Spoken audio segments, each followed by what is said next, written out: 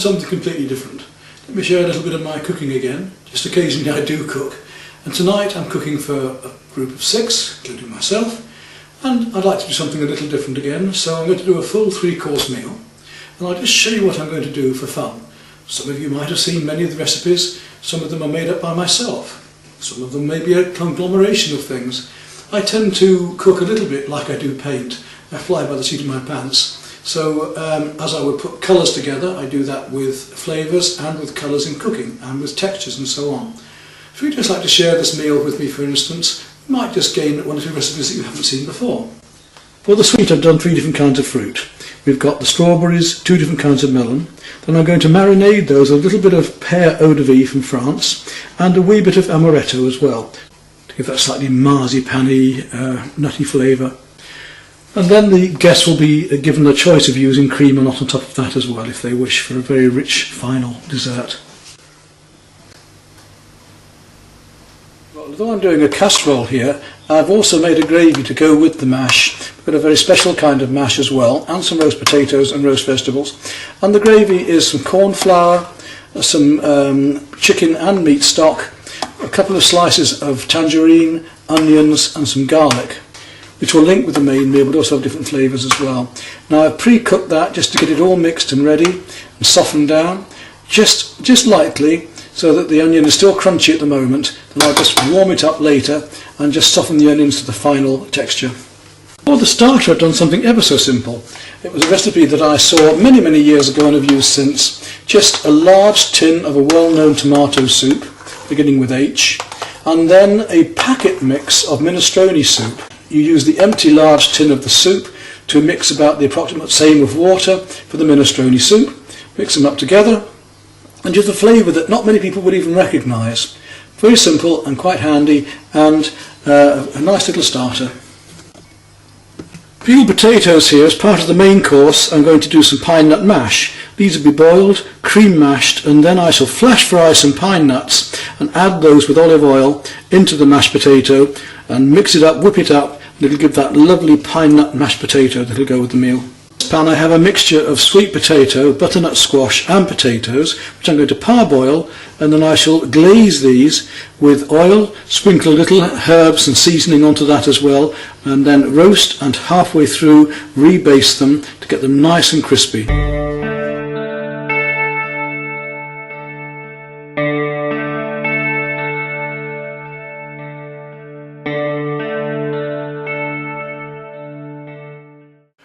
Now for the main course, the meat will be chicken fillets, and I've made a bed of potatoes, fresh garlic, the butternut squash and a little bit of the sweet potato. Now I'm going to just slice up some courgettes, and we'll put a layer of those in as well.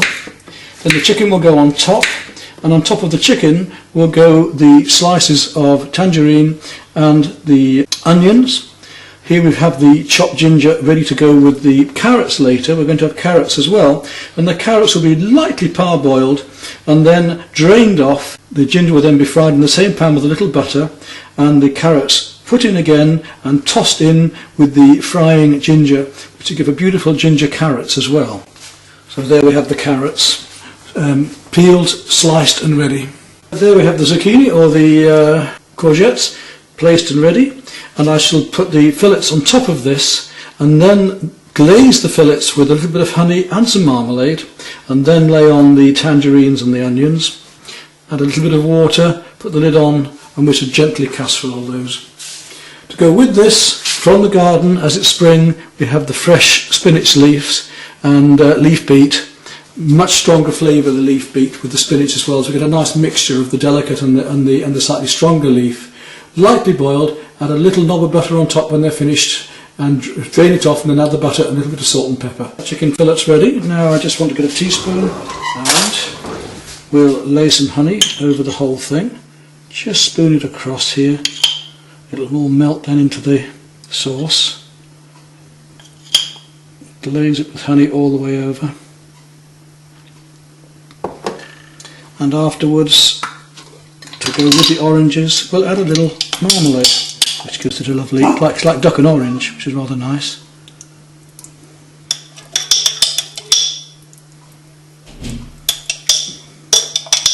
and that will crisp up slightly on the surface as well. Then we'll put the remainder on top of that. So we'll come on now with the onions.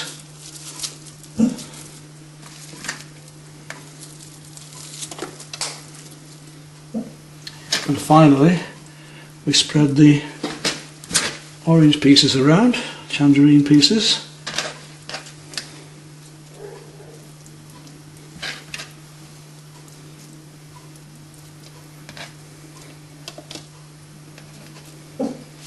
And there we go. We're ready to put into the oven. We could put a little water in there. If you wanted to, you could put a little bit of white wine in as well. Well, the sweet potatoes and butternut squash and potatoes are now parboiled. We can start moving them into the other pan, ready to roast later. What you may notice here is that I've left the skins on these potatoes. For the mash, I peeled them so they'd be nice fluffy white. Here I want a nice crispy outer surface coating, so I've scrubbed the potatoes really well and left the skins on. Right, before I baste them with oil, I just want to make sure there's a little more flavouring. I've only got a little bit of garlic powder just to the top surfaces, just a smidgens of it. Also a sprinkling of mixed herbs, dry mixed herbs, just to give a bit of a bouquet. One of the ladies that is coming for this meal I know doesn't like spice. Normally I would add a little bit of spices to this, but this time, because he doesn't like spice, I'm just going to crush, rather strangely perhaps, a chicken oxo. Although I've got some of that in the gravy already, I just want to give a little bit more salt and spice to the top of this dish, but a chicken dish anyway, and that will melt down through. So make sure that the whole of it is well covered in oil. I shall baste it again at least twice during the baking, the roasting. Plenty of oil. In this case we're using ordinary sunflower oil. All over everything. It's important that we do coat absolutely everything with this. Let it soak right on down through. And that is going to hold on those herbs and spices underneath this glazing of oil. It's going to crisp everything up. We're not going to use this oil in the actual presentation. This is only just to cook and crisp the vegetables. We shall drain any oil off when it's served. And the oil will now trickle down to this end. Let that trickle all the way through, make a little area here to be able to baste everything. Pick up the oil and make sure that everything is absolutely coated well for crisping with the oil. Now the chicken is actually in at the moment at 150, fairly low, because I want to cook it through nice and gently, nice and tender, nice and long. I guess it'll be in there about an hour and a half or so, and I shall then test it with the fork to make sure how tender it is. And that will go back into the oven again at the final stage, just for crisping up, with the lid off. At the moment, just cooking gently. There we are, that's the dish now prepared, ready for the roasting. Leave that little bit of corner there to be able to baste it later. Right, at this stage the chicken is now basically cooked, it's nice and tender. I just want to slice up these fillets, now that they've been cooked together, into smaller pieces for the juices to get into them before I take the lid off later and crisp off the surface. So that will now serve easier.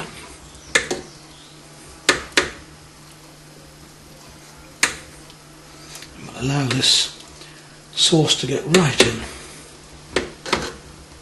There we go. Be really tender, sweet and moist. I've just taken out the chicken casserole from the bottom tray. I think it is a lower temperature of just over 100, 130 or so. And I'm now going to put back in the the roast onto the top tray because I want to really crisp that and get that very, very hot later. Ready to turn up the oven to about 250. Now for the pine nut mash, I'm also going to put a little bit of grated cheese over the top. When it's all done and really hot, steaming hot, I want to drop on the grated cheese to melt onto the surface. In this case I was using a red Leicester. That's entirely to your taste as to which cheese you just want, whether it's milder or stronger on top. Now for the carrots we need to prepare beforehand, so I'm going to put my ginger into there and just a knob of butter.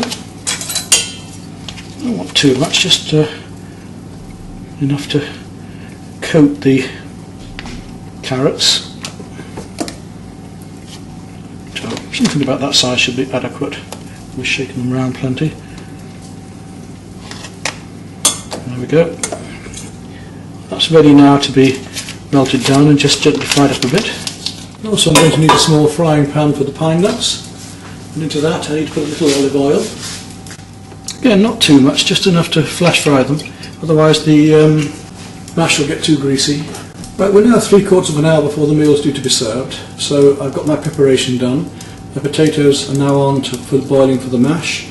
The soup's ready to heat up again. The greens will go on in about half an hour to 20 minutes, and the gravy's all ready, and the other potatoes that are roasting are already in the oven at 250.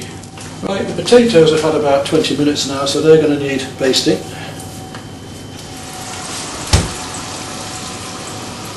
And now you can see why I've deliberately left this corner so that I can get to the oil.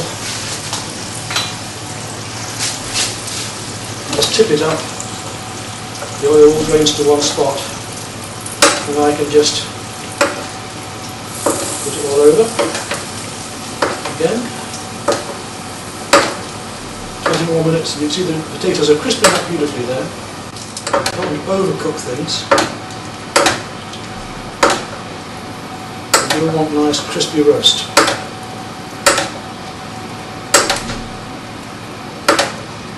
And you can see how it's sealed on those herbs to the surface of the potatoes.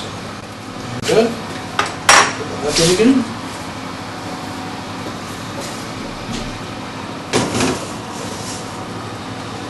And now we're going to get the chicken back into there to crisp up on the surface as well. Potatoes are almost ready for mashing. Take off that lid, and what we'll do is just take some of the excess juice off and put it into the gravy, just so it doesn't spill over when I want to crisp this surface up now. And of course we want to mix this up and warm the gravy up. That should be fine. Just spread that over the chicken. You could leave it white like that if you want to. I just want to crisp the surface up a little. So now without the lid on it, we'll take the whole dish, put that back in again, put the higher temperature, put on the bottom shelf. It's time now to cut up some French bread to go with the French stick to go with the soup. We've got about a quarter of an hour, 20 minutes left. Everything going according to plan. I've now turned on the spinach, on the carrots to cook as well. Okay, I've got 15 minutes left. Carrots are on, half cooked.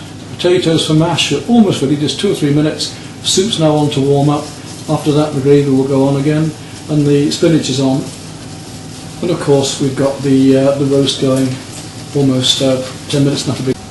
Okay, I can drain off the mash now. I drain the potatoes ready for the mash.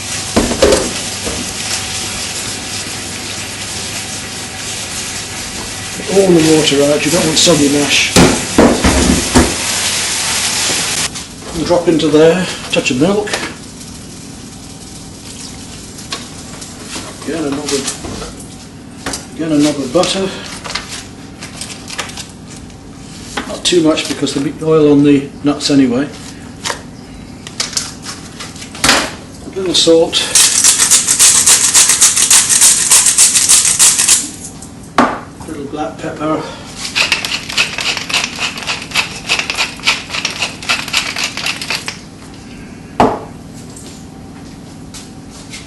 take a fork and mash. Do it the old traditional way.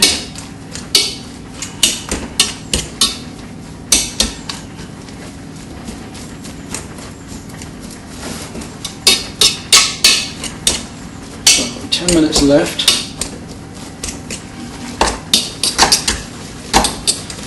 Whisk it round when you've mashed it to really get a nice fluffy mash.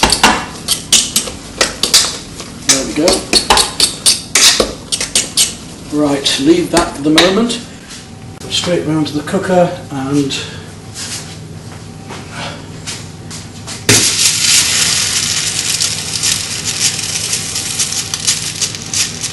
put on the oil to heat up. Don't get this too hot because we don't want black pine nuts. Just check what carrots are doing. They're alright. Almost ready. Gravy can go on the back on that one.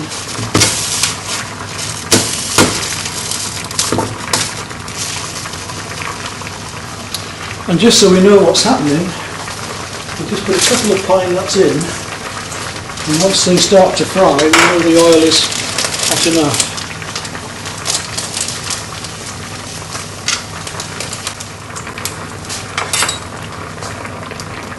Keep checking those carrots, we don't want them overdone, just on the edge. That's about right now, I reckon. I'll just nibble one to see.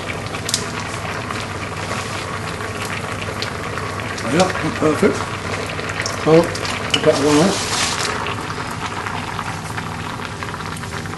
Now those pine nuts are just starting to fry. Look. While they're just getting a bit warmer, I'll drain off the carrots. Right, I've now drained off those carrots. Oil's just heating up enough now,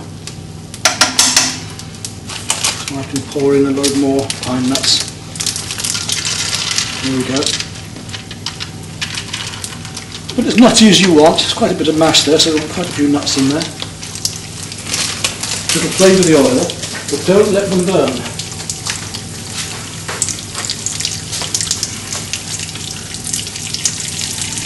Now, while that's on, let's get the ginger and butter going. On a fairly low setting. That's it, see the nuts browning now. You just want to brown them off, not blacken them. It's very easy to go too far with this, so don't do that. Now the oil is taking on the pine nut flavour as well.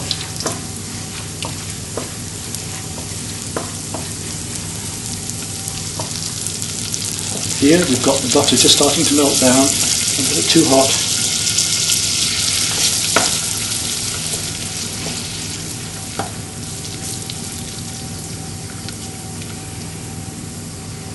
That's it, that's the pine nuts done.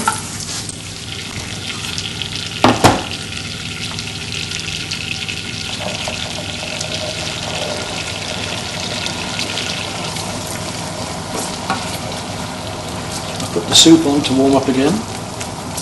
Now we just let that butter cook up the ginger a little.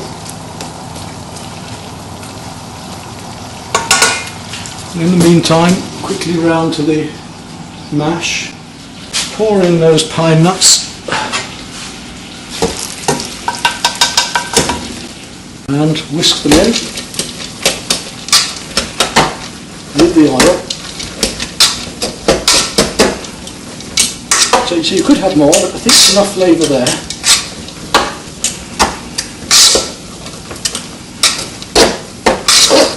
And it's a lovely nutty mash. Now we've got to get that ready into the serving pot now because I want to melt the cheese over it. In the meantime, our carrots are good. We can now pour those carrots into that butter with the ginger and just stir them all around, make sure they're all well coated in that ginger butter.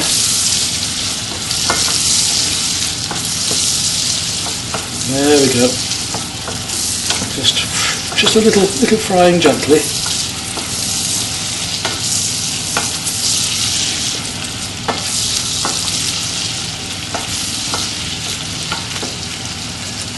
In the meantime, the soup and the gravy is coming on. I've got to drain off the spinach in a minute. I've got 5 minutes left to when they should turn up, and I should be exactly on time at this rate. Right, I should turn that ring off and just let those simmer gently a moment on the after heat. Serving dish, take the pine nut mash and put it into that serving dish.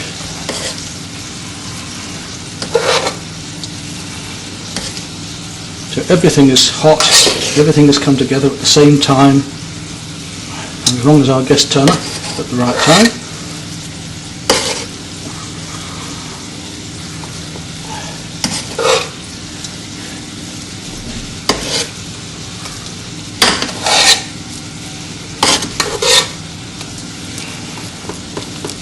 Push it down into the vessel. You see you're going to work out exactly the right amount.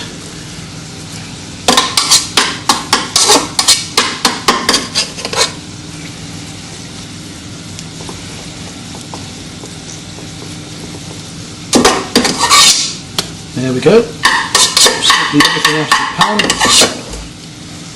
Just spread that round.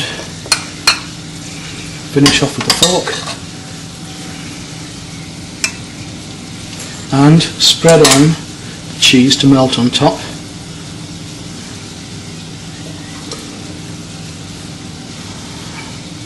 And again, just use the fork to spread it out. And push it just down onto the potato. And that will melt on. The lid back on there to keep the warmth in. So that's one dish ready. Carrots are now ready to go into a serving dish as well. Right, so we're just warming up the starter, the aperitif, and the gravy, and mixing in that juice earlier. Yeah. So now we're just draining off the last vegetable, the spinach. Just a little touch of butter onto those.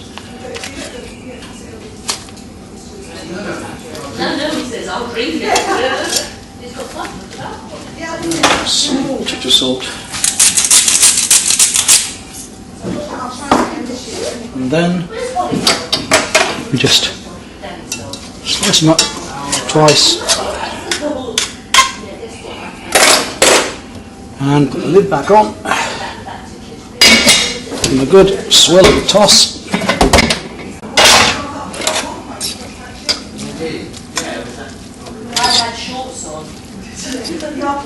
And there we are. Put the soup into the bowl.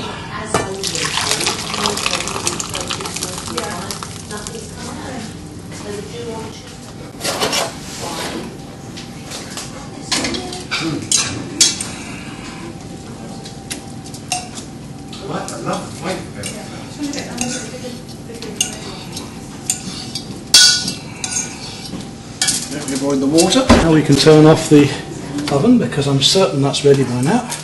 Let's have a look at what we've got in there. Yes, that's to perfection looking there. We've got a little bit of crispiness on the top of the chicken and dryness, and the potatoes are all nice and crispy.